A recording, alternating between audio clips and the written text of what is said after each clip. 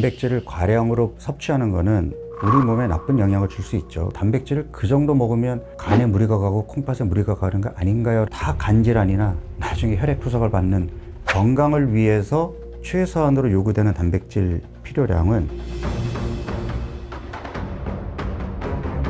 대한민국 여성 남성들이 근육을 위해서 간편하게 마시는 단백질 쉐이크에 굉장히 의존도가 높단 말이에요. 하루에 막 2병씩 그렇게 마셔야 되는 쉐이크가 간에 부담이 없는지를 좀 여쭙고 싶어요. 물론 단백질을 과량으로 섭취하는 거는 간뿐만 아니라 우리 몸에 나쁜 영향을 줄 수 있죠. 왜냐하면 단백질이 이제 질소 화합물이기 때문에 간에서 해독도 해야 되고 그래야 이제 콩팥으로 배출이 가능하거든요. 그러니까 간하고 콩팥에 무리를 주는 건 맞아요. 그러면 실제로 단백질을 많이 먹는 직업군이 있죠. 바디빌더. 그렇죠. 이런 운동선수. 네, 운동선수들은 일부러 단백질을 보충제를 통해서 챙겨 먹거든요. 이 사람들이 보통 먹는 양이 우리가 먹는 단백질 양의 한 2배 정도 돼요. 건강을 위해서 최소한으로 요구되는 단백질 필요량은 내 몸무게 곱하기 0.8이에요. 그리고 성장기에 있거나 아니면 나이 들어서 골감소증을 예방하기 위한 목적으로 먹는 거는 1 내지 1.2. 그리고 다이어트를 하기 위해서 의도적으로 탄수화물을 줄이게 되면 근 손실이 있기 때문에 그걸 예방하기 위해서는 1 내지 1.5를 먹는 거예요. 그러면 자기 몸무게 곱하기 1.5g 이상 더 먹어도 되나요? 더 먹어봐야 근육은 더 안 붙어요. 그러니까 1.5까지는 먹는 양에 비례해서 올라가요. 그렇지만 그 이상 먹게 되면 안 올라갑니다. 그런데 연구 결과를 보면 맥시멈 2.2까지는 그래도 큰 무리는 없다라고 얘기를 해요. 그리고 실제 운동선수들을 보면은 자기 몸무게 곱하기 2로 먹는 사람들이 꽤 있단 말이에요. 그러니까 만약에 단백질을 그 정도 먹으면 간에 무리가 가고 콩팥에 무리가 가는 거 아닌가요? 라는 이러한 질문이 정말 근거가 있으려면 이 바디빌더들이 다 간질환이나 나중에 혈액 투석을 받는 상태로 가야 돼요. 왜냐하면 평생을 그렇게 단백질을 많이 먹으니까. 그러니까 가루 성분에 대해서 말씀드리는 아니, 그러니까 이 사람들이 음식으로만 먹어서는 그만큼은 못 먹어요. 그러니까 이 사람들은 가루를 통해서 그렇게 먹지 않으면 그 양을 맞출 수가 없어요. 그래서 이 사람들이 아예 이런 큰 통으로 된 가루 음식들을 먹는 거예요. 가루라는 단백질을. 근데 우리 현대인들이 굳이 이런 맛있는 음식을 마다하고 나는 단백질을 먹기 위해서 가루로 섭취할래 할 수 있는 사람이 얼마나 될까요? 실제로 단백질 음식을 찾아 먹는다는 게 만만치가 않습니다. 주위를 둘러보면 맞아요. 온통 탄수화물 음식이지. 맞아요. 그리고 단백질 음식 먹으려고 보면은 탄수화물이 같이 따라온단 말이에요.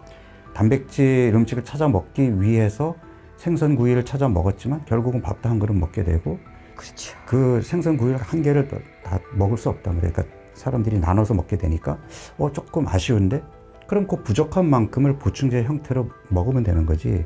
내가 뭐 하루에 단백질을 근육을 만들기 위해서 이만큼 먹겠어라고 욕심을 부려서 쉐이크를 먹는 거는 득보단 실이 더 크겠죠. 그리고 음식으로 먹게 되면 포만감을 느끼게 되잖아요. 이 포만감을 느끼는 게 다이어트에서 굉장히 중요합니다. 다이어트 안 해본 사람 없고 성공 안 해본 사람도 없을 거예요. 그렇지만 또 성공한 사람도 없을 겁니다. 왜냐하면 연예인들도 보면 입금 전, 입금 후가 다르고 어떤 무슨 업체와 계약을 맺어서 그렇게 광고를 했지만 또 끝나고 나면 쪄 있고 이게 가장 힘든 게 정말 힘들어요 아니겠습니까? 네네. 왜 이런 현상이 일어나는 걸까요? 우리가 늙어 죽을 때까지 건강하게 살다 갈 수 있을까요? 우리가 그러니까 평생을 건강을 잘 유지하다가 생을 마감할 수 있는 방법은 있죠. 사람들은 알죠. 몸에 안 좋은 음식을 딱 끊고 그렇지. 설탕, 밀가루 아예 끊어버리고 유기농 채소에 양질의 단백질, 좋은 지방, 매 끼니 잘 챙겨 먹고 7시간 이상 숙면을 취하고 스트레스 안 받고 스트레스 안 받기 위해서 요가, 명상 이런 거 하고 이렇게 살면 평생 정말 건강하게 천수를 누릴 수 있을 거거든요. 그런 사람이 한 명이라도 있나요? 없겠죠? 없어요. 아니 그렇게 들어본 살고 적. 싶을까요? 그러면 진시황은 그렇게 살지 않았을까요? 그렇지 않았을 것 같아요. 그렇죠. 왜냐하면 우리 욕망과 싸워야 돼. 그런 그 욕구를 절제한다는 것이 쉽지 않거든요. 맛집이 곳곳에 있고 그다음에 입에 음식을 넣으면 사르르 녹고 내 뇌에 어떤 그 행복감을 주는 이런 음식들이 도처에 즐비해 있는데 그 안에서 독야청청 나만 건강을 생각해서 이런 거 멀리할래. 그렇게 살 수 있는 사람이 얼마나 될까요? 그렇다면 요요는 지금 욕망을 이기지 못해서 온 것이다라고 보시는 거예요? 그러니까 예를 들어서 우리가 이제 고혈압, 당뇨, 고지혈증 이제 그런 진단을 받으면 병원에 가서 약을 먹잖아요. 치료받고 있는 거 맞나요? 뜬금없죠.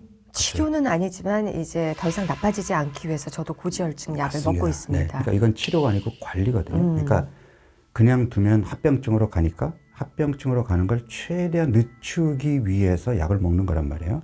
궁극적으로 치료라고 하는 건 뭐냐면 내가 이를테면 혈압약이나 고지혈증 약을 줄이거나 끊어도 혈압이 올라가지 않고 콜레스테롤이 올라가지 않으면 그러면 치료가 된 거잖아요.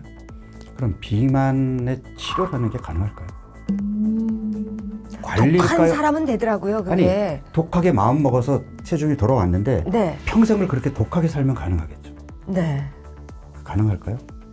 그러니까 이것도 역시 치료라는 개념보다는 관리의 관리. 개념으로 들어가야 된단 말이에요. 그러면 어차피 살 빼야 또 찔 건데 나는 그냥 이대로 살래 하고 사는 사람들도 있을 거고 다시 찔 거지만 그래도 빼는 게 낫지 않을까 해서 뺐다가 다시 찌는 사람도 있을 거란 말이에요. 어느 게 더 나을까요? 그러니까 저는 어떤 생각이냐면 어차피 나빠질 거 그냥 이대로 살래 하고 살아가는 사람도 있을 거고 일단은 내가 조금 노력해서 하기 싫은 운동도 억지로 하고 좋아하는 빵도 잠깐 끊고 그래서 몸을 건강한 몸으로 돌려놓으면 이건 치료거든요. 네. 다시 건강해졌으니까 치료를 했지만 우리가 감기 치료를 한다고 평생 감기에 안 걸리는 건 아니잖아요. 그러니까 체중 조절을 해서 내가 건강한 몸으로 돌아오는 치료에 성공했지만 또 나를 유혹하는 이 환경 안에서 야금야금 나빠질 거란 말이에요. 그러면 어느 정도 나빠졌을 때 짧게 노력해서 다시 내 몸을 치료하고 그 다음에 나빠지게 되면 계속 실수 없이 나쁜 길로 갔던 사람과 격차가 벌어지지 않을까요? 이게 제가 주장하는 박용호 다이어트거든요. 그렇죠. 저는 1년에 한 2달 좀 고생해라. 저는 한 달. 한 달. 그러니까 한 달만 지금 내가 얘기했던 평생을 건강하게 살기 위해서 해야 되는 노력들이 막상 실천하기 쉽지 않다면 한 달만 해보자는 거죠. 그럼 한 달만 해도 내 몸은 내 몸이 가지고 있는 회복력, 자생력이 있기 때문에 좋아지거든요. 건강한 간은요, 남에게 간 이식을 한다고 70%를 떼어내줘도 12주 이내에 자기 모양을 되찾거든요. 이만큼 재생력, 회복력이 뛰어난 간을 우리가 언제 쉬게 해줬죠?